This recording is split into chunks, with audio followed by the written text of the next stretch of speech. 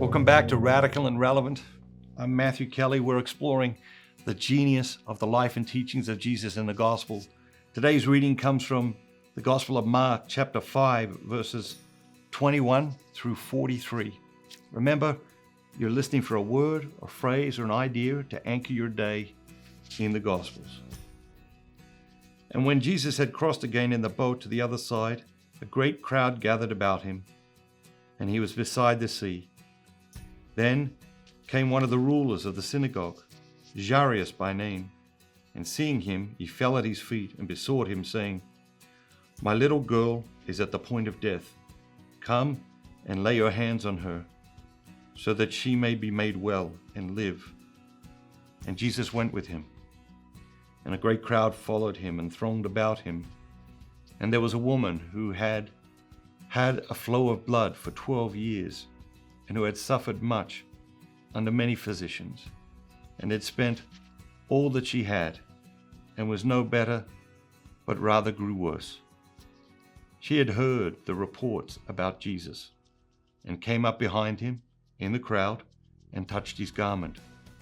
For she had said to herself, "If I can just touch even his garments, I will be made well." And immediately the hemorrhage ceased, and she felt in her body that she was healed of her disease. And Jesus, perceiving in himself that power had gone forth from him, immediately turned about in the crowd and said, "Who touched my garments?"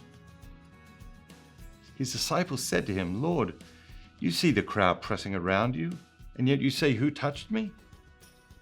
And he looked around to see who had done it.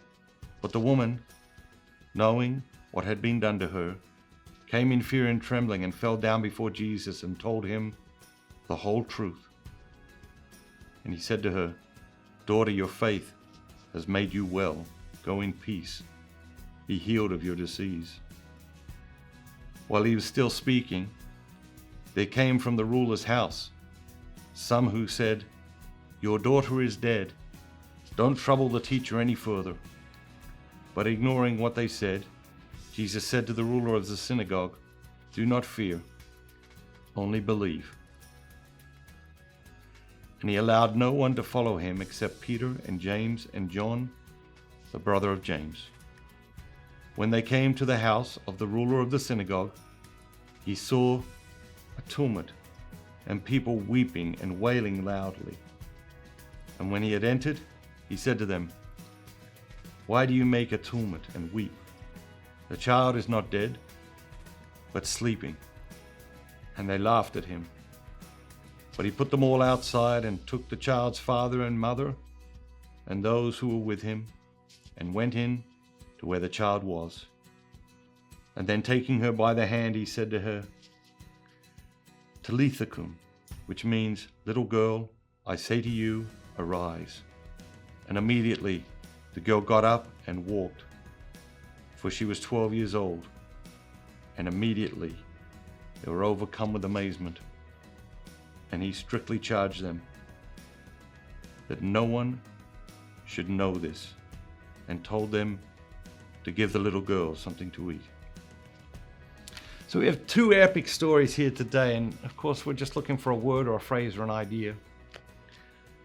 We've got the ruler of the synagogue, whose faith is in Israel, and is in the group of people who are basically saying this is not the Messiah, and yet his little girl becomes sick, and I think, as any of us would do for our children, this is almost anything, right? And so he comes to Jesus, and Jesus comes to help. And on the way, he meets this woman, and she touches his clothes. That's all. Touches his clothes. I want you to think about that next time you go to Mass, where you receive Jesus in the Eucharist, body, blood, soul, and divinity. Jesus entire. This woman just touched his clothes. Whatever it is you need from God, whatever it is you need to be healed, in whatever way you need to be healed, next time you go to communion, humbly ask the Lord to heal you. Whatever that is. whatever problem you have in your life, ask Jesus to heal that problem. There is power in the Eucharist. There's power in the name of Jesus. We need to begin to engage His power in our lives. God bless you. Have a great day. And remember, be bold and be Catholic.